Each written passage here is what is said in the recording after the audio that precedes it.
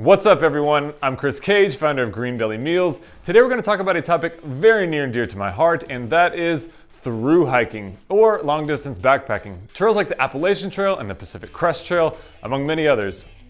Specifically the rise of through hiking and how in the heck did this seemingly crazy outdoor experience gain so much traction over the years. What was once considered an undertaking for only the fringe of society, I mean, who on earth would want to hike 20 miles a day, being tired and dirty for months at a time, has actually started to become very popular. I want to talk about why. Let's take a step back and first define through hiking.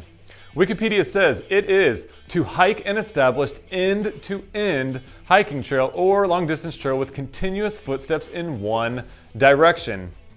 Now, a less sexy way of describing through hiking is just a continuous long-distance hike. How is this different than regular backpacking, you ask? Well, the real difference between regular backpacking and through hiking is that a through hike covers a significant distance. Through hikes are not weekend trips. Now, there is no defined measurement for what constitutes a real through hike. I've heard some say the minimum length a trip needs to be considered a through hike is about 100 miles. Keep in mind that the most famous of these hikes are actually a couple thousand miles long though, span across entire countries and can take months or even years to complete. People have obviously walked since, well, humans were able to walk. Whether someone needed to travel somewhere very far away, migrate for survival, a pilgrimage, i.e. Camino de Santiago, among many others, you name it, humans have always walked. However, the idea of hiking a long trail purely for recreation, I don't think came about until much more recently, which brings me to Phase 1, the beginning of through hiking as we know it, which started around 1920 and ended around 1950. This really starts with a trail you might have heard of called the Appalachian Trail, or AT. Now, this is somewhat disputed. There were other long trails before this, like the Long Trail in Vermont, the John Muir Trail in California.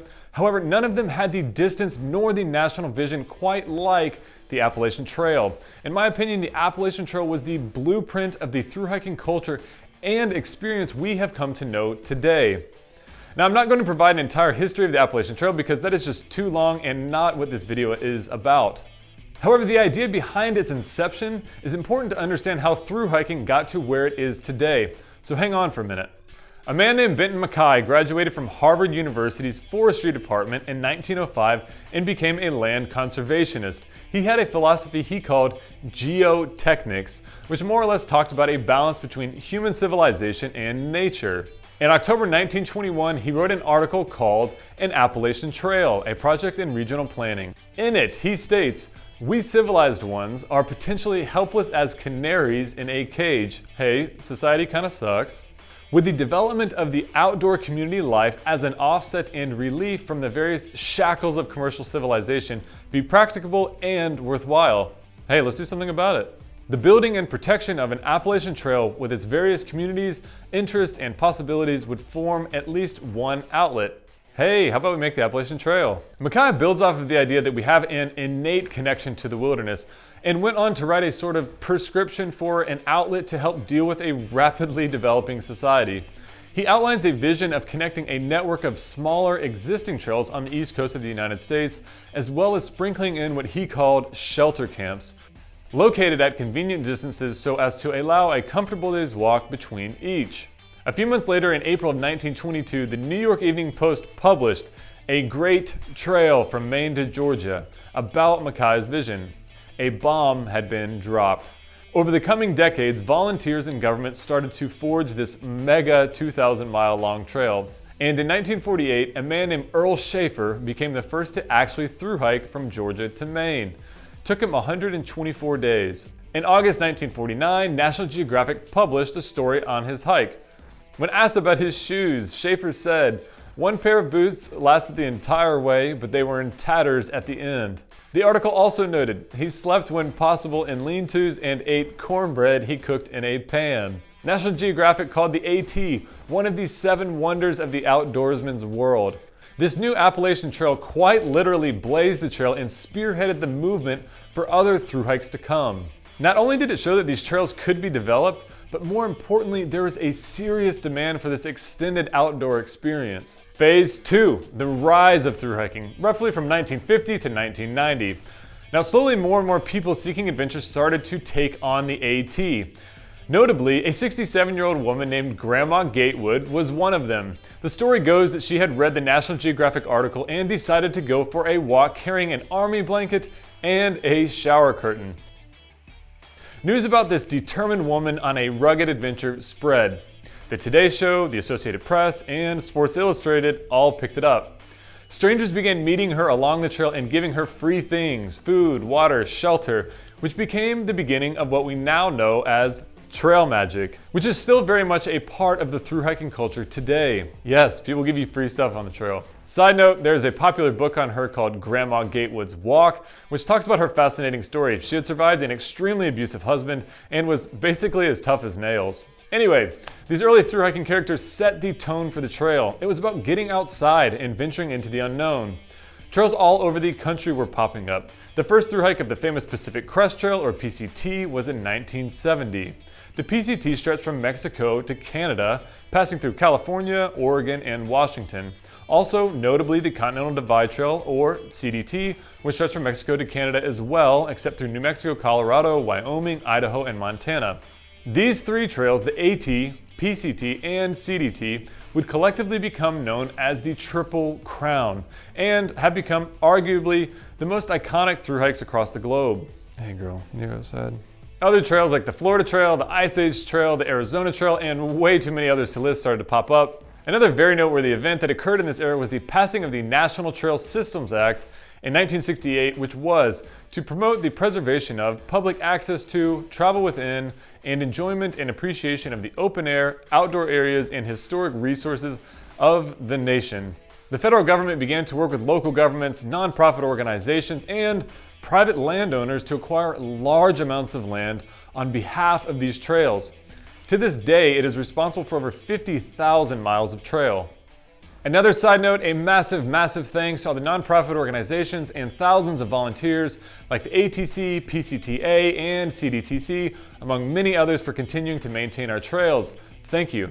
Phase 3, the explosion of thru-hiking, roughly 1990 to present day.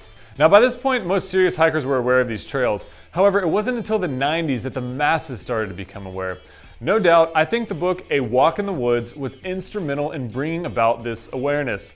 It is a humorous account of Bill Bryson's attempt at hiking the Appalachian Trail. Released in 1997, it became a New York Times bestseller. Great book. CNN called it the funniest travel book ever written. Later in 2015, Robert Redford made it into a major motion picture. Thru-hiking attempts on the Appalachian Trail doubled in the 90s.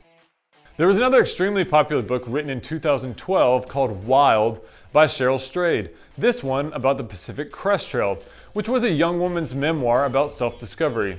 And in 2014, it was made into a movie starring Reese Witherspoon. I also think the same thing happened here as well. You can see the dramatic spike in numbers in PCT thru-hikers in 2014, presumably from awareness from the movie. There's also been a huge rise in attempts to run these long trails in record-breaking time. These are called fastest known times, or FKTs, and essentially someone runs the length of the entire trail, sometimes with the help of a van or a team called supported, or sometimes completely self-supported where they carry all their gear and set up camp every night and do it just like a thru-hike. These record attempts and the insane amount of endurance associated with them have gained huge popularity. Basically, these record holders run 50 miles a day, or about 2 marathons, up and down mountains for 45 to 50 days, which is absolutely crazy. People like Heather Anderson, Jennifer Farr Davis, Carl Meltzer, and Scott Jurek have become somewhat ultra running celebrities in their own right. So you can see how much these events brought a massive amount of attention to the trails. And today, more than ever, people are hitting the trails for day hikes and thru-hiking attempts, and the numbers continue to rise. So much so that there are discussions around permitting regulations and limiting access to the trails.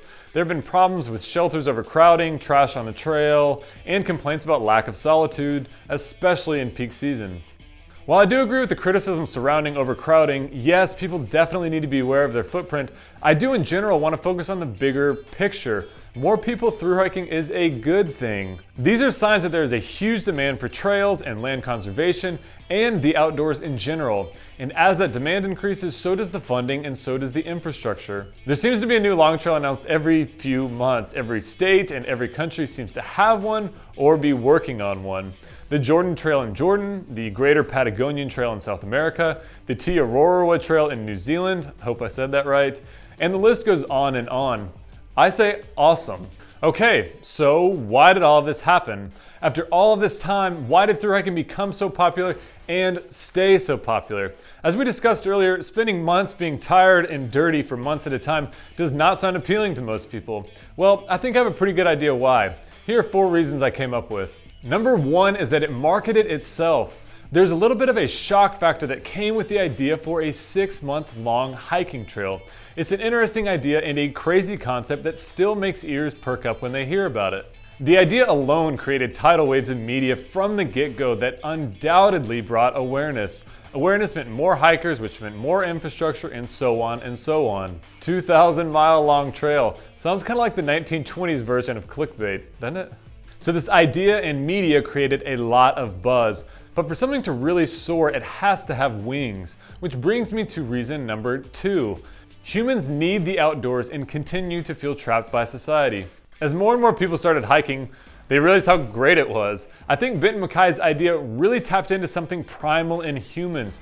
People were becoming more and more disconnected with the outdoors. In many ways, as technology tightened its grip on civilization, I think thru-hiking happened as a rejection of these new developments, as a sort of backlash. This still reigns true today. As technology accelerates at a seemingly exponential rate, thru-hiking offers a backdoor, an escape route. I personally felt like thru-hiking the Appalachian Trail was a panic button for life, a way to just say no thanks, not now, and take a break for a few months. Some may hike for solitude in nature, some for a physical challenge, some to live simply, some might just want to see beautiful scenery and landscapes, you name it. As the early explorer William Bartram said, all that is required of you is a willingness to trudge. Whatever the reason, the lure of a thru-hike to submerge yourself into the wilderness still speaks to thousands of people from all walks of life from all over the globe, which I think is really cool. Reason number 3, gear advancements. Thru-hiking exploded alongside what could be referred to as the gear revolution in the 90s.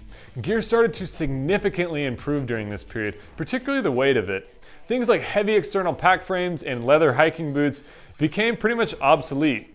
The gear I used as a kid in Boy Scouts compared to the gear I use now is just night and day. Hikers went from carrying 50-pound packs to 25-pound packs. This made hiking dramatically easier on the body and subsequently more appealing to a larger audience. Reason number 4, the internet. Obviously, the internet has impacted nearly every aspect of our lives, and hiking is no exception. The once niche and disconnected hiking community suddenly became connected, and information became completely free. Yeah, I just cannot imagine trying to plan a thru-hike without having the ability to read about other hikers' experiences online, forums, blogs, videos to find out logistics of when and where to start, the ability to see another hiker's gear list, the ability to easily research the terrain and the environment. All of these new and free resources had to have significantly reduced the barrier to entry and removed a lot of those unknowns. Anyone willing to dig a little and take a chance is now able to. So, there you have it, the rise of thru-hiking as I see it. It is still considered a pretty fringe experience that only serious outdoorsy people, whatever that means, want to do. But the numbers continue to rise. Hikers from all walks of life are still turning out. It is very much alive today, and for that, I'm super excited. I'd be curious what you think the future of thru-hiking is going to look like in 10 or even 50 years from now. Will it last another century? Do the younger generations vote for the outdoors, or technology, or some sort of integration? Let me know in the comments below what the future of thru-hiking looks like to you. Either way, hope you enjoyed. Peace.